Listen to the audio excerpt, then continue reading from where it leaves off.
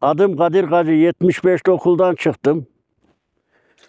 Çiftçiliğine, hayvancılığına ömrümüz geldi geçti.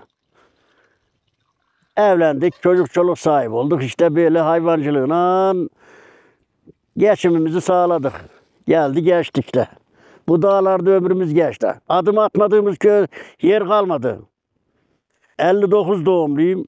65 yaşındayım. 6 çocuk babasıyım. Ömrümüz geçiyor. Gurbet hayatım olmadı ömrümde. Gittiysem misafir olarak gittim. Misafir olarak geldim.